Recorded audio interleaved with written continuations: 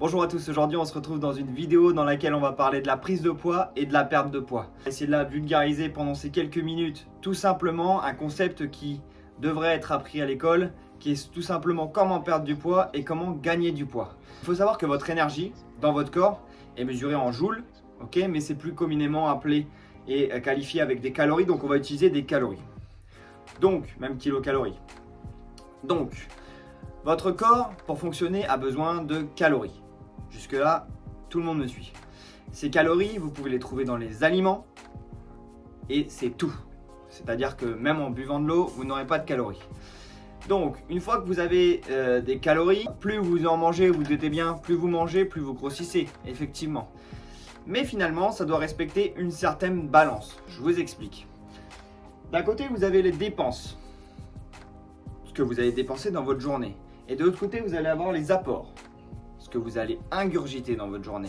Si vos apports sont plus importants que vos dépenses, vous prenez du poids. Si vos dépenses sont plus importantes que vos apports, vous perdez du poids. Jusque-là, tout le monde me suit.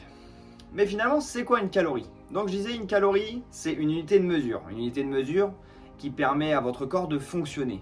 Ces calories viennent à partir de 3 macronutriments qu'on appelle les protéines, les glucides et les lipides.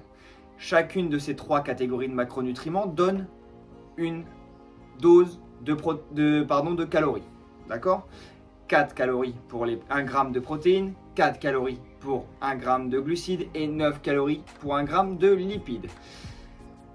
Si on additionne tous les poids de tous les aliments de notre journée, ça va nous donner un nombre d'apports caloriques de notre journée.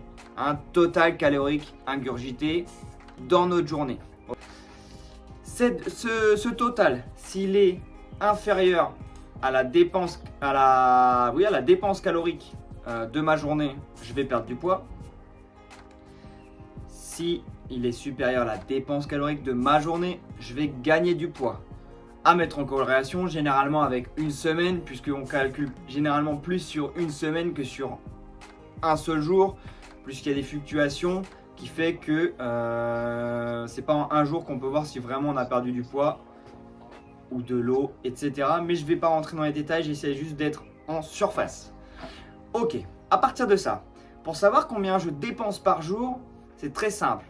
Je vous mets, si c'est possible, un lien pour calculer votre métabolisme de base, c'est-à-dire la quantité d'énergie que votre corps a besoin de fonctionner sans rien faire, c'est-à-dire en partant de je dors, je fais rien de ma journée, je suis assis sur mon canapé, mon corps va quand même brûler de l'énergie. Forcément, votre cerveau fonctionne, vos muscles vont fonctionner un petit peu, même si c'est au ralenti.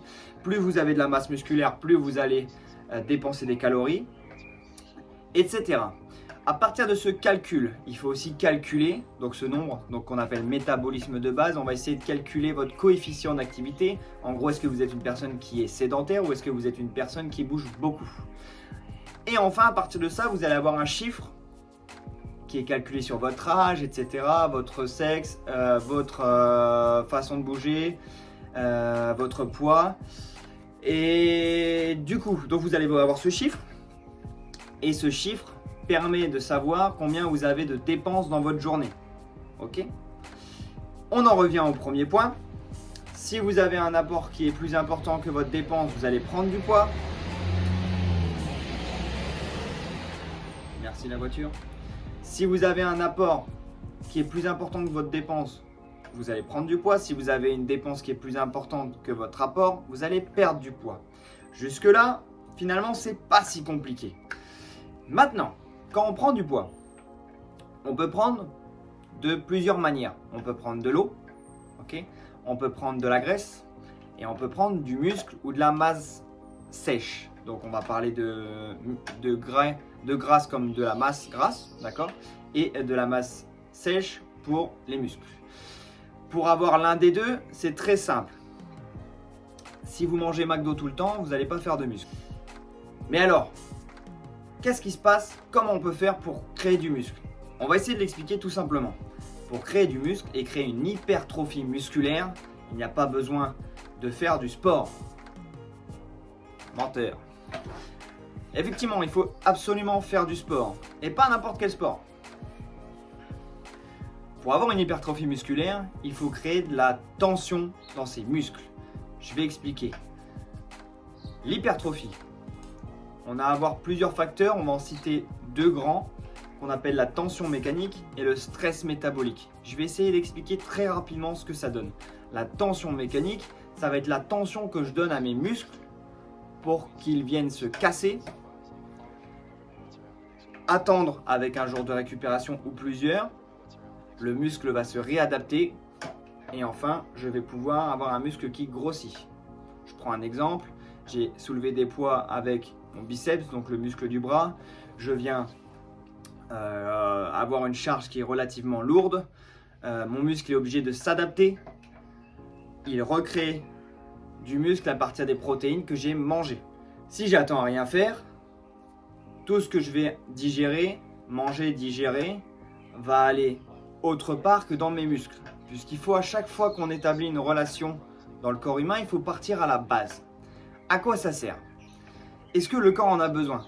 Est-ce que le corps a vraiment besoin d'avoir une masse musculaire importante? Eh ben non, puisque plus je vais avoir de muscles, plus je vous l'ai dit en début, je vais consommer de l'énergie. Donc en fait, qu'est-ce que le corps fait? Il fait ce qu'on appelle, il catabolise. Donc c'est-à-dire qu'il dégrade tout le temps les muscles. C'est pour ça que généralement les personnes qui arrêtent de faire de l'activité physique, par exemple de la musculation ou même autre sport, ont leur volume musculaire qui vont descendre. Tout simplement parce que leur corps leur dit, écoute Coco, je n'ai pas besoin de ça pour vivre, donc là je dépense de l'énergie pour rien, ça serait bien qu'on perde un petit peu de muscle, parce que là je tire un peu trop pour rien.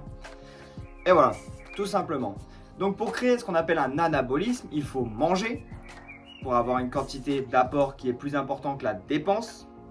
Et enfin, il faut créer une tension qui donne aux muscles le fait de dire attention, il faut que je m'adapte au prochain mouvement parce que la dernière fois je me suis fait un peu avoir, j'ai pas réussi ou alors j'ai réussi mais c'était difficile à faire les exercices, donc je vais devoir m'adapter. Donc c'est comme ça que fonctionne très simplement ce concept. Dedans on va avoir la notion d'étirement, c'est-à-dire est-ce que c'est mieux de faire juste ça ou est-ce que c'est mieux d'étirer le muscle pour le ramener? Ok. Le temps de contraction, est-ce que c'est mieux de faire ça ou plutôt ceci?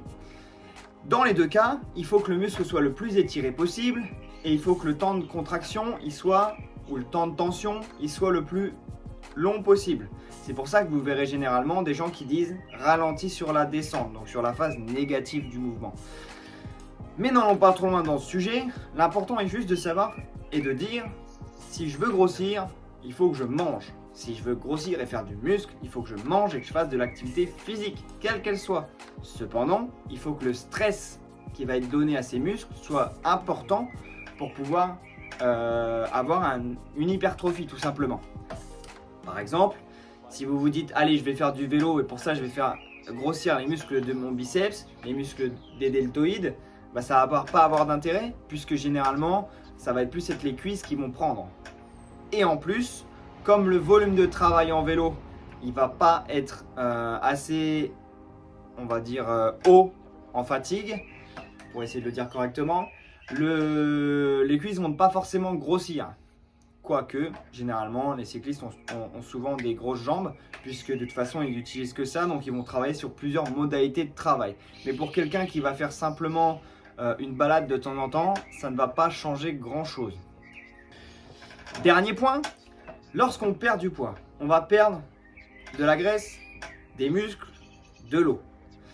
Il est impossible de perdre à une surface précise, c'est-à-dire on entend souvent est-ce que je peux perdre du ventre ou plutôt des hanches ou voilà je me sens pas bien au niveau des cuisses. La réponse est non, tout simplement parce que votre corps a une réserve de graisse qu'il a dans les muscles et autre part généralement plus chez les hommes c'est au niveau du ventre, les femmes c'est plus au niveau des fesses, qui fait que ce stock là est créé en premier et éliminé en dernier. C'est en gros un stock de secours. Ce stock qui est fait pour survivre, on va dire ça comme ça. Sauf qu'à force de manger, à force de l'industrialisation, le corps en stocke beaucoup plus que ce qu'il devrait. Et donc du coup, c'est pour ça qu'on prend du poids, on est en surpoids, etc., etc. Donc non, on ne peut pas perdre du poids de façon localisée. Par contre, on peut toujours ce qu'on appelle vasculariser ces zones, c'est-à-dire entraîner ces zones spécifiquement. Par exemple, réaliser des exercices d'abdominaux, réaliser des exercices pour les jambes, qui vont vasculariser, qui vont un petit peu contribuer à perdre localement. Mais ça ne sera jamais énorme et tout ce qui compte de toute façon, c'est la balance que je vous ai expliqué au début. Voilà, j'espère avoir été clair. Retenez juste que le corps est une balance qui fonctionne au fait de si je mange plus, je grossis, si je mange moins, je maigris. Dans tous les cas, il faut faire de l'activité physique pour être en bonne santé, pour que le corps puisse fonctionner correctement. Si vous voulez avoir de la masse musculaire et créer de l'hypertrophie, non, il ne suffit pas de boire de l'eau. Il faut s'entraîner, il faut avoir des poids qui viennent donner un stress mécanique ou un stress métabolique, les brûlures, etc. Et si vous avez des courbatures, c'est normal. Tout simplement parce que quand on est débutant, le corps n'a pas l'habitude d'avoir des dommages musculaires, donc comme on disait cassés. Et donc du coup, ce qui se passe, c'est que le corps, pendant ce processus, crée de l'inflammation pour ensuite réparer les tissus. J'essaie de le grossir le plus possible le trait. Alors excusez-moi aux puristes d'avoir oublié volontairement certaines choses. L'important est simplement de vulgariser pour que la personne lambda puisse comprendre de quoi on est en train de parler. Bien entendu, il y a plusieurs autres facteurs qui vont rentrer en compte. Cependant, l'important est juste de connaître ces choses-là qui, je pense, ont déjà leur place sur Internet, sur YouTube, sur Instagram, parce que de nombreuses vidéos ont été faites dessus. Mais il était important de revenir sur ces questions afin de pouvoir propager le message au niveau des élèves, au niveau des personnes qui sont sédentaires ou des personnes qui vont rentrer dans l'activité physique après ce confinement. Je vous remercie de m'avoir écouté, je vous souhaite une très bonne journée. N'hésitez pas à poser des questions, on peut se faire une tonne de vidéos pour des sujets sur la nutrition et sur l'entraînement. Je vous souhaite une très bonne journée, on se dit à bientôt. Ciao.